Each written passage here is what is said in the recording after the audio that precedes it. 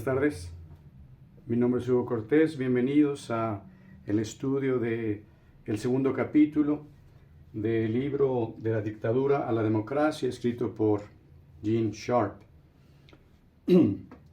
Esta es la continuación del primer video en el cual estudiamos el capítulo 1, enfrentando la dura realidad.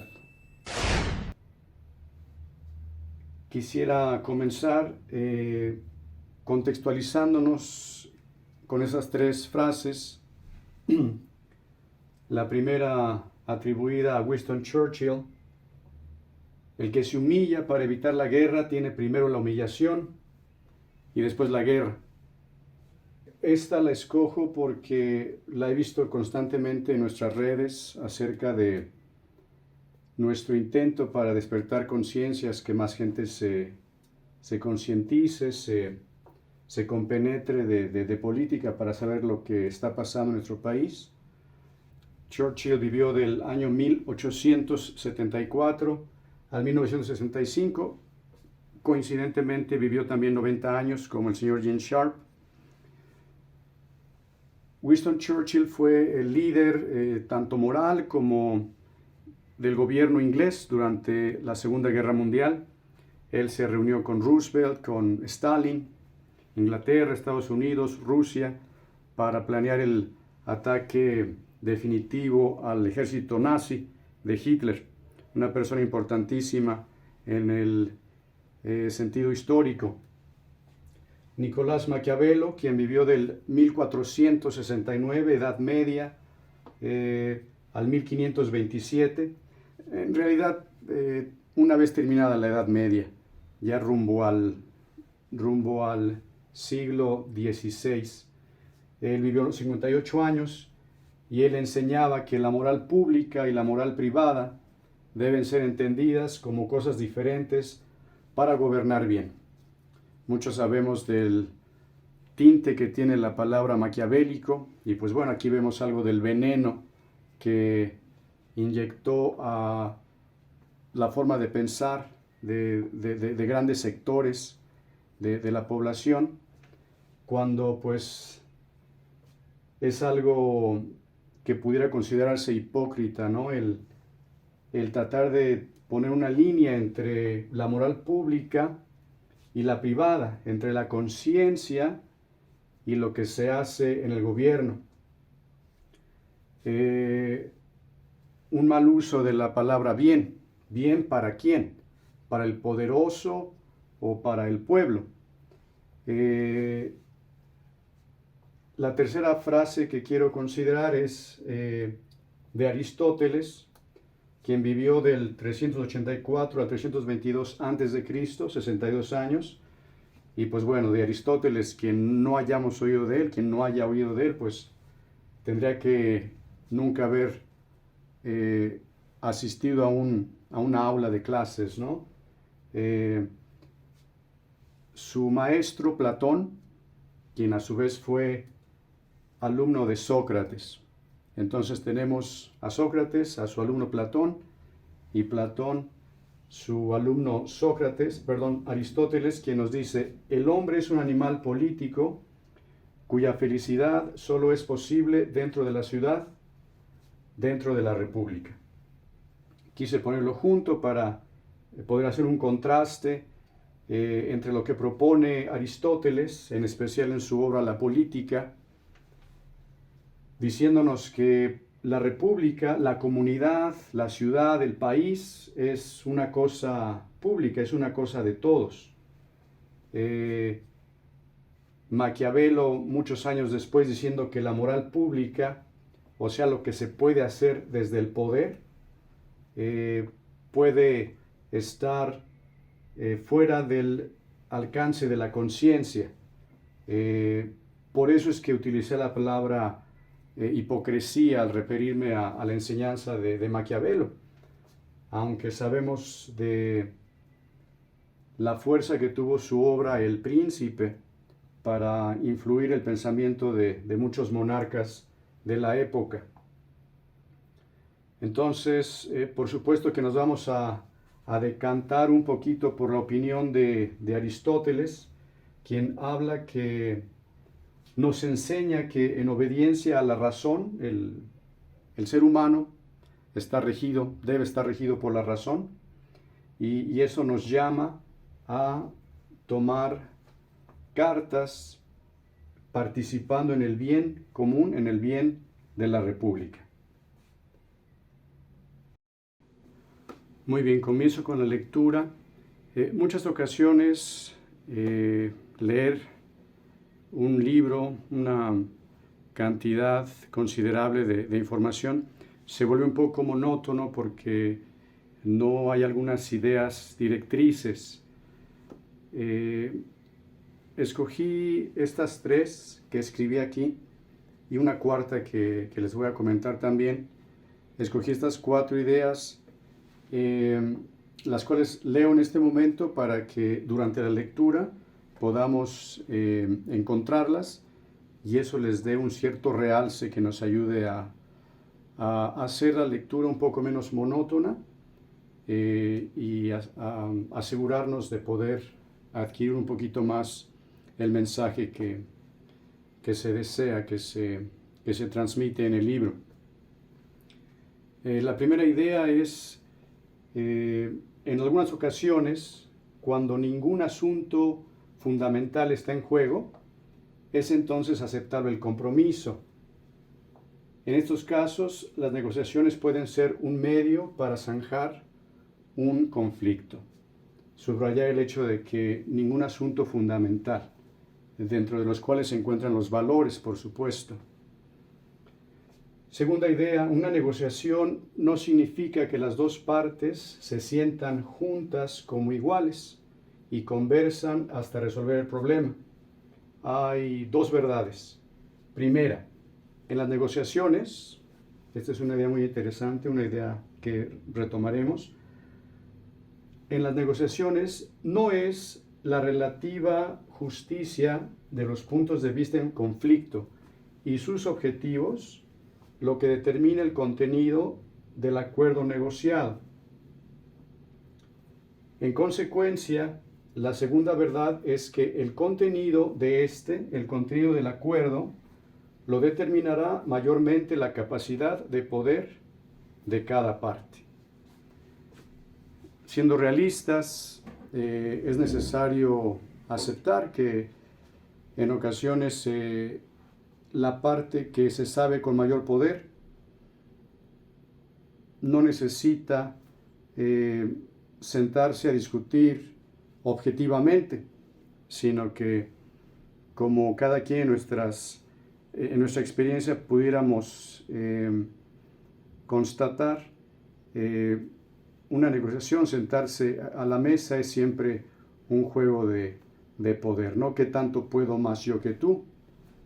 ¿Qué tanto puede el adversario más que yo? Muy importante tomar en cuenta, por lo que nos enseña Gene Sharp en este segundo capítulo.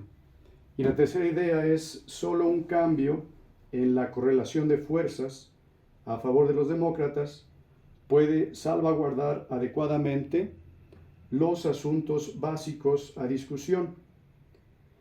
Ese cambio, y un poquito en referencia a lo que decía Winston Churchill, este cambio ocurre a través de una lucha, no mediante negociaciones. El estar ya en la mesa de negociación, como nos dice la segunda idea, pues implica es otra la dinámica, ¿no? Es otra la dinámica. Y pues tristemente no es lo que siempre se da, el hecho de que 2 personas a la mesa se sienten para encontrar lo más justo para ambos en pos de una sinergia. No, normalmente pues lo sabemos, ¿no? Te dejaré llegar tan lejos como a mí me convenga, siempre y cuando sea yo capaz, tenga el poder de así determinarlo.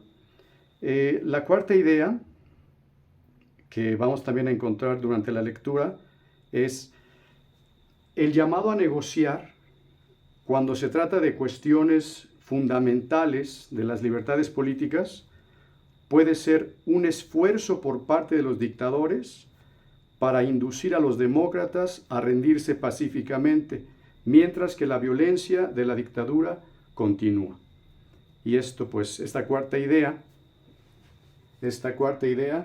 es uno de los grandes peligros de las negociaciones, que es a lo que se refiere el escritor de este libro en el segundo capítulo. Entonces, comencemos, capítulo 2. Algunas personas, cuando tienen que enfrentarse a los severos problemas de combatir una dictadura, se echan para atrás y caen en la sumisión pasiva, en una sumisión pasiva. Otras personas, como no ven posibilidad alguna de alcanzar la democracia, pueden llegar a la conclusión de que deben buscar un arreglo con la dictadura, con la esperanza de que mediante la conciliación, el compromiso y las negociaciones podrán atraer a algunos elementos positivos y acabar con las brutalidades. Superficialmente, por carencia de opciones más realistas, esta manera de pensar es atrayente. Una pelea seria contra las dictaduras brutales no es, por supuesto, una perspectiva agradable. ¿Por qué hay que recorrer ese camino? ¿No pueden todos ser razonables y encontrar maneras de hablar, de negociar la forma de terminar gradualmente con la dictadura? ¿No pueden los demócratas apelar al sentido común y de humanidad de los dictadores y convencerlos de que deben reducir su dominio poco a poco y quizás finalmente ceder por completo para que se establezca una democracia? A veces se argumenta que la verdad no está toda de un lado. ¿Quién sabe si los demócratas no han comprendido a los dictadores, que acaso obraron con buenas intenciones y en circunstancias difíciles? Por supuesto que aquí hay un poco de sarcasmo. Quizás algunos piensen que los dictadores gustosamente se separarían de la difícil situación que vive el país si se les estimulara o se les tentara a ello. Podría argumentarse que a los dictadores se les debería ofrecer una solución por medio de la cual todo el mundo saliera ganando. Los riesgos y dolores de proseguir la lucha podrían ser innecesarios, se puede argumentar, si la oposición democrática solo desea terminar el conflicto pacíficamente por medio de negociaciones, que podrían quizás contar con la ayuda de algunos especialistas o hasta de otro gobierno. ¿No sería eso preferible a una lucha difícil, aun cuando fuera una campaña dirigida por la lógica de la acción no violenta y no la de una guerra militar?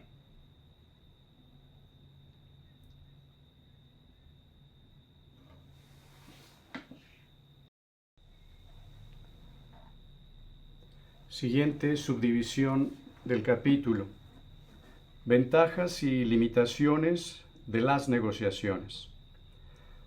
Las negociaciones son un instrumento muy útil para resolver algunos conflictos y no deben desdeñarse o rechazarse cuando ellas son apropiadas, cuando las negociaciones son apropiadas. Sin embargo, en algunas situaciones, cuando ningún asunto fundamental está en juego y por consiguiente es aceptable el compromiso, las negociaciones pueden ser un medio importante para zanjar un conflicto.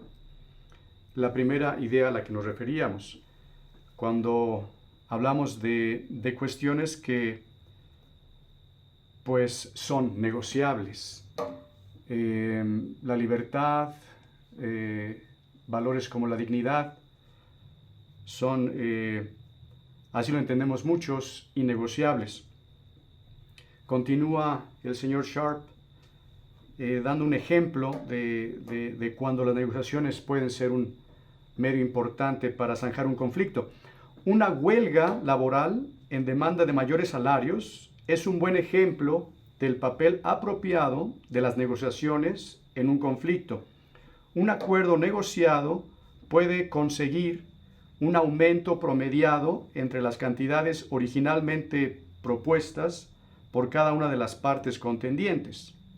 Los conflictos laborales con sindicatos legalmente establecidos son, sin embargo, algo muy diferente de los problemas en los cuales están en juego la existencia permanente de una dictadura o el establecimiento de la libertad política. Cuando los asuntos por resolver son fundamentales porque afectan principios religiosos, problemas de la libertad humana o todo el desarrollo futuro de la sociedad, las negociaciones no llevan a una solución satisfactoria para ambas partes. En algunos asuntos básicos no se debe transigir, no se debe ceder.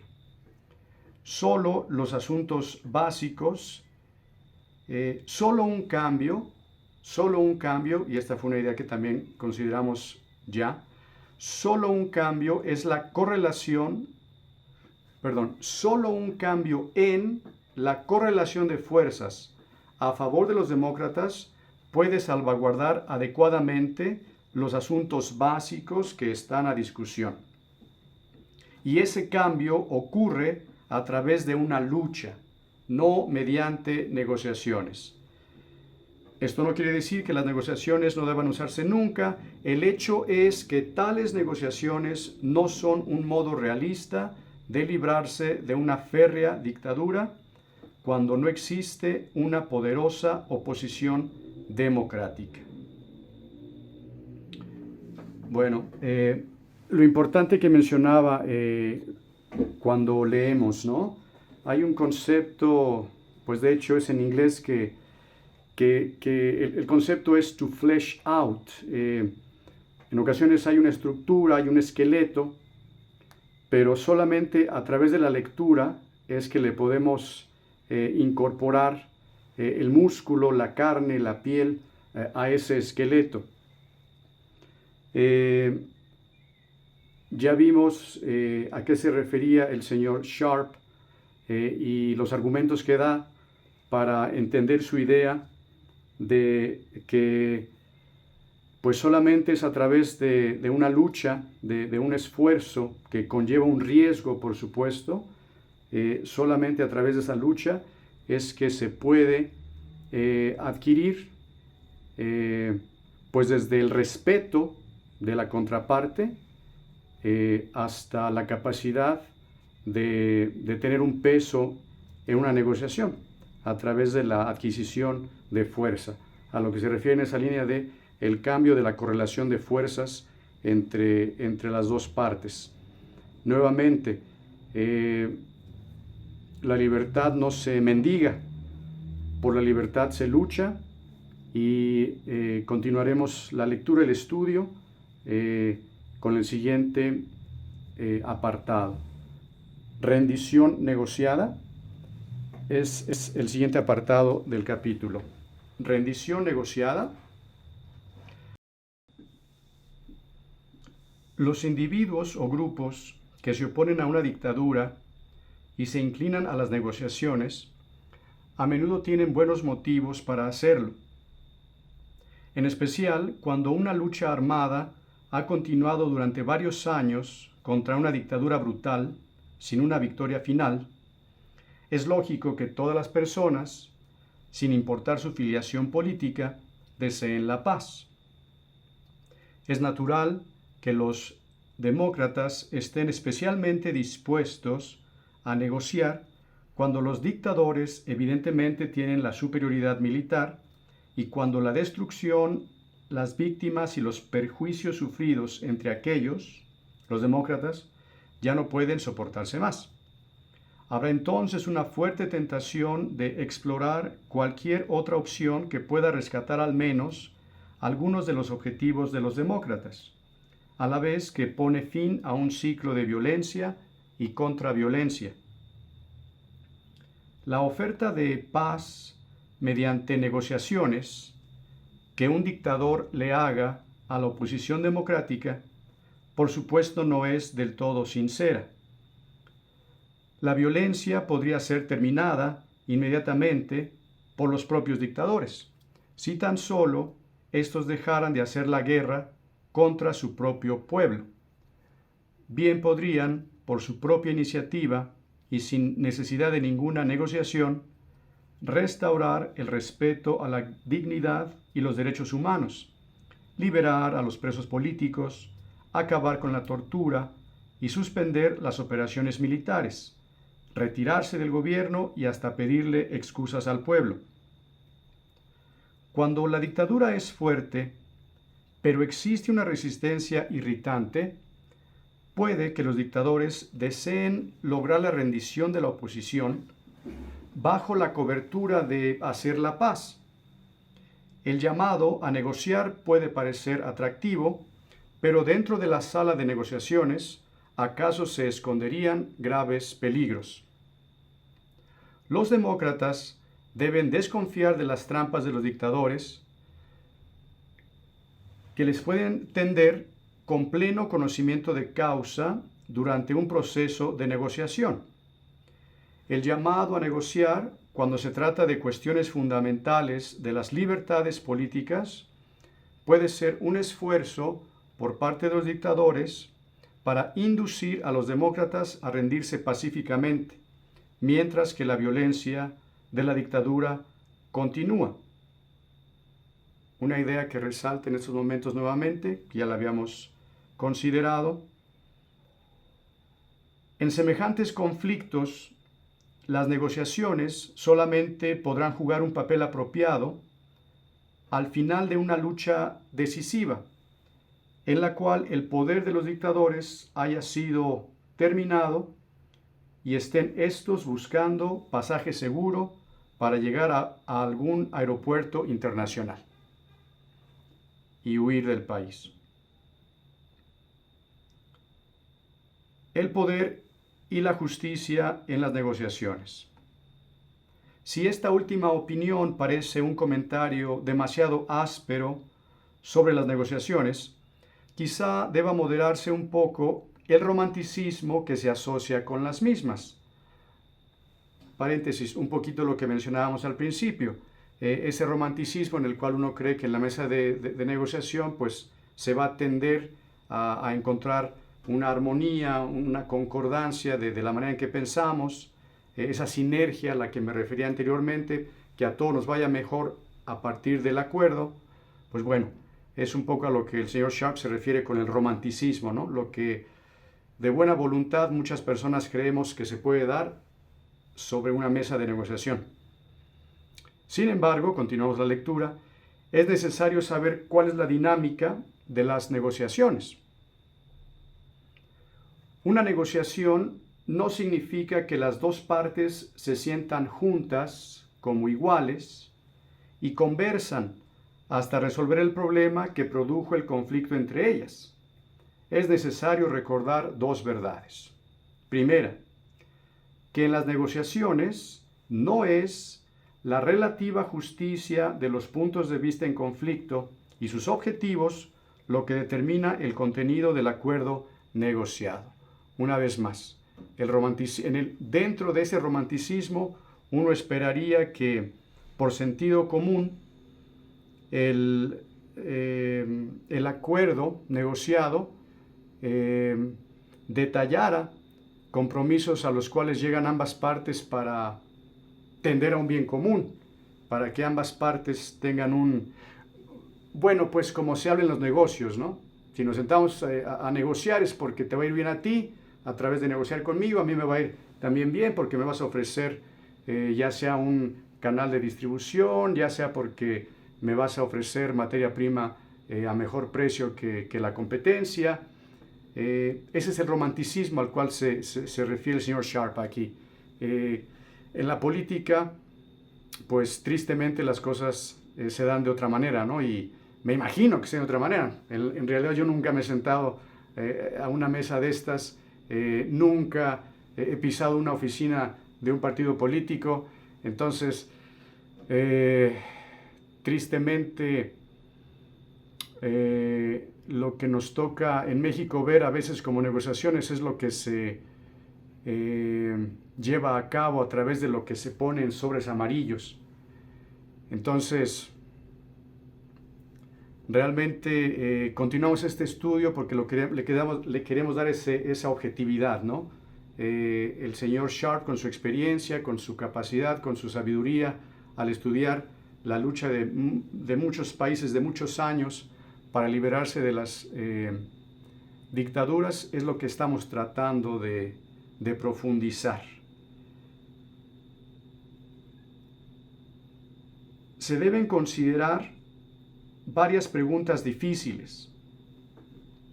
¿Qué puede hacer cada una de las partes después para conseguir sus objetivos si la otra decide no llegar a un acuerdo en la mesa de negociaciones?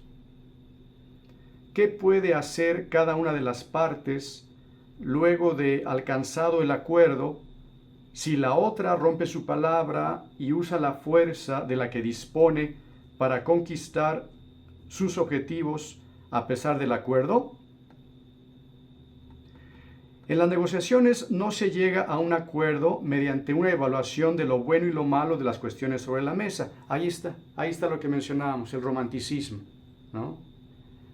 La gente de buena voluntad creeríamos que eso es lo que determina lo que llega a la firma de un acuerdo, ¿eh?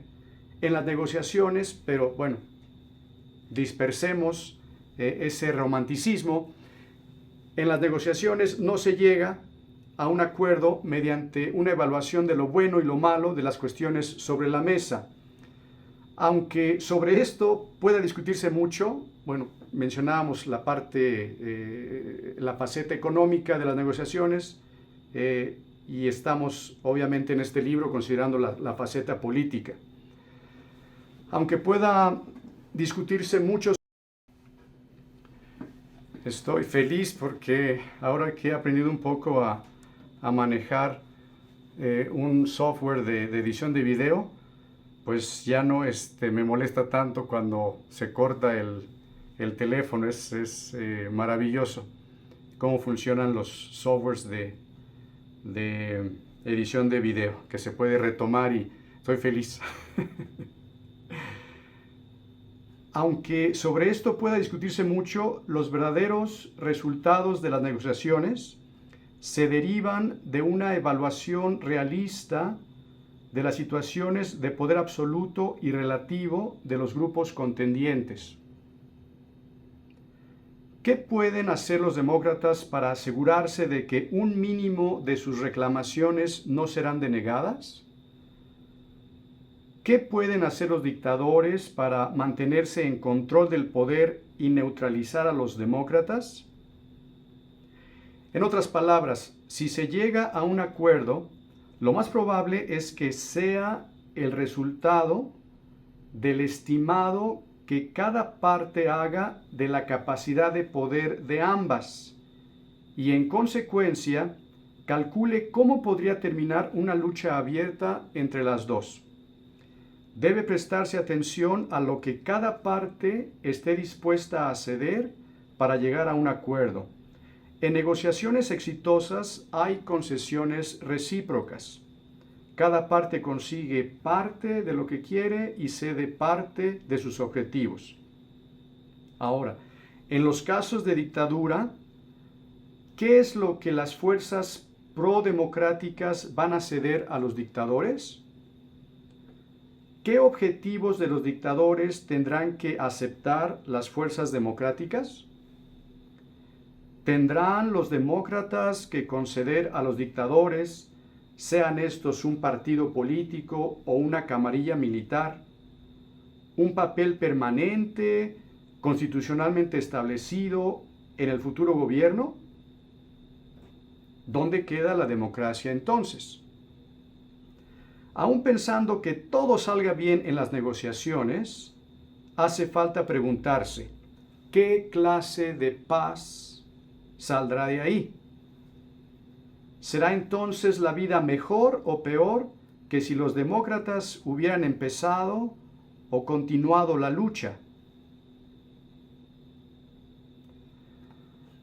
Al estar preparando este capítulo, viendo el siguiente encabezado, dictadores agradables, dije, pues me lo brinco, ¿verdad? Dictadores agradables, pero al final del mismo, al final de este apartado, encontré una parte muy interesante. Porque el tirano tiene poder de obrar solo donde se carece de fuerza para resistir. Lo repito, porque el tirano tiene poder de obrar solo donde se carece de fuerza para resistir.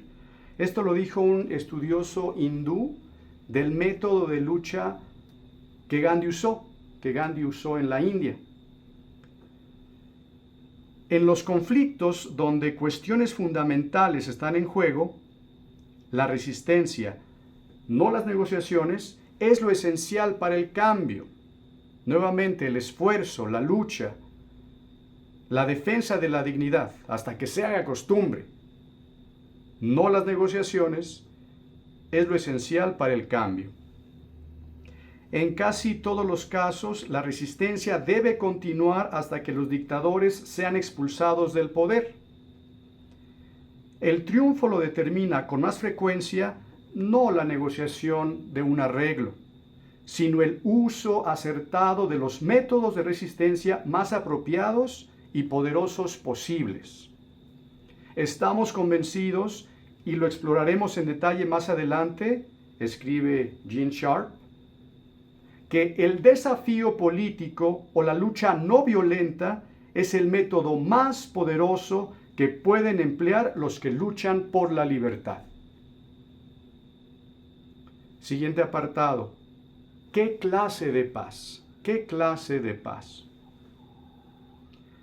Si los dictadores y los demócratas van a dialogar sobre la paz, es necesario tener ideas claras por los peligros que ello implica. No todos los que emplean la palabra paz quieren paz con libertad y justicia. Ya vimos lo que decía Machiavelli, para gobernar bien. No todos los que emplean la palabra bien se refieren al bien para todos, al bien común. El sometimiento a una cruel opresión y el consentimiento pasivo frente a los dictadores desalmados que han perpetrado atrocidades en cientos y miles de personas no constituye una verdadera paz. A menudo Hitler llamó a la paz, pero lo que quería era el sometimiento a su voluntad. Por lo general, la paz de los dictadores no es sino la de la prisión o la tumba. Existen otros peligros. Hay negociadores bien intencionados que a veces confunden los objetivos de las negociaciones con el proceso de estas. Es más, los negociadores democráticos o los especialistas extranjeros aceptados para asistir a los negociadores pueden, de un solo plumazo, otro peligro que menciona desde su experiencia Gene Sharp, pueden de un solo plumazo estos negociadores democráticos o sus asistentes extranjeros dotar a los dictadores de una legitimidad doméstica e internacional que previamente se les había negado a causa de haberse apoderado del Estado, las violaciones de los derechos humanos y las brutalidades cometidas. Aquí llama Gene Sharp a aquellos negociadores a conducirse con extremo cuidado y a analizar con frialdad los consejos que les den aquellos especialistas extranjeros, ¿no? Cuidado con no darles esa legitimidad que se les puede dar con la firma de un acuerdo. Sin esa legitimidad tan desesperadamente necesitada por los dictadores, no pueden ellos continuar gobernando indefinidamente. Los representantes de la paz no deben suministrarles esa legitimidad. Los representantes de la paz no deben suministrarles a los dictadores esa legitimidad. El último apartado de este capítulo es esperanzador, por supuesto, nos da razones para la esperanza. Como dijimos antes, los líderes de la oposición, y si debemos contextualizar o tropicalizar lo que escribió el señor Gene Sharp para México, pues por supuesto que este esfuerzo del estudio de este libro es en pos de una ciudadanía más preparada. Creo que de los líderes de oposición en México estamos los ciudadanos muy decepcionados. Por supuesto que estamos en espera de los resultados de las votaciones en el Estado de México y en Coahuila para estar ciertos de qué es lo que podemos esperar para el 2024. Hasta el momento, y lo mencionaba en el capítulo anterior, nuestra democracia en México a lo jodido, pues la menciono por la desesperanza, la desilusión de tantos estados perdidos ante Morena, por parte del PRIAN-RD-MC. Esa es nuestra, o ha sido hasta este momento nuestra democracia, la cual ha perdido más de 10, creo que son alrededor de 14 estados, en encuentros directos contra Morena.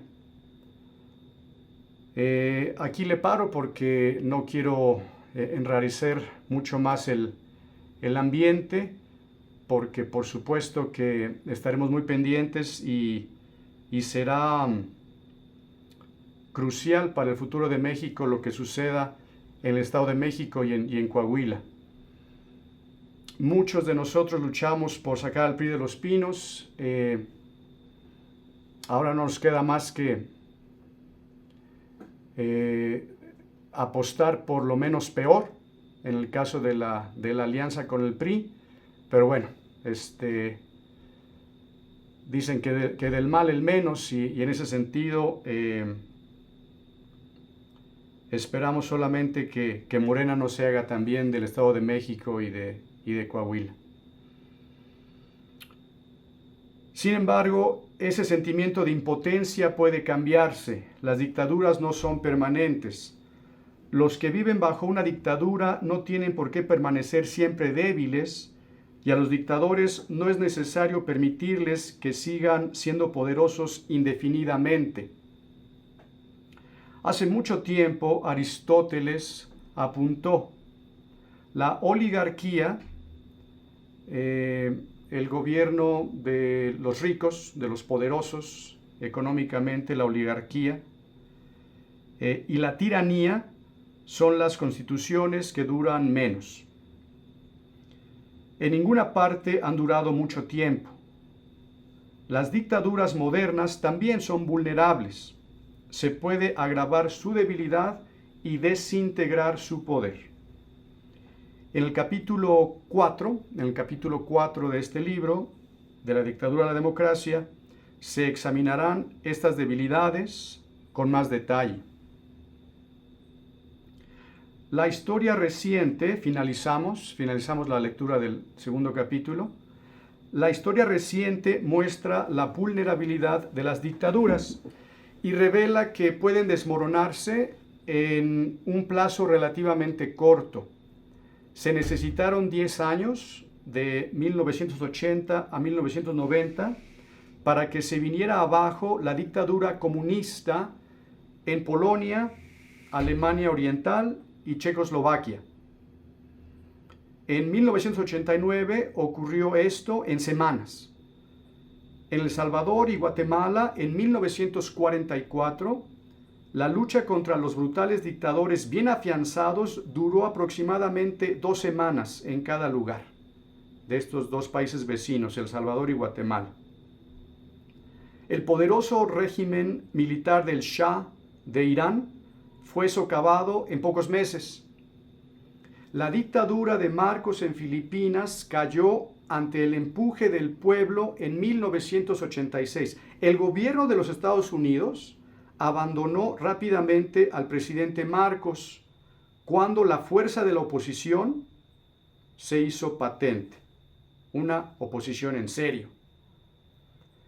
El intento de golpe de Estado de línea dura en la Unión de Repúblicas Socialistas Soviéticas en agosto de 1991 fue bloqueado en unos días por el desafío popular, aquel intento de golpe de Estado en la URSS. De ahí en adelante, muchas de las naciones bajo un dominio semejante recuperaron su independencia en solo días, semanas o meses.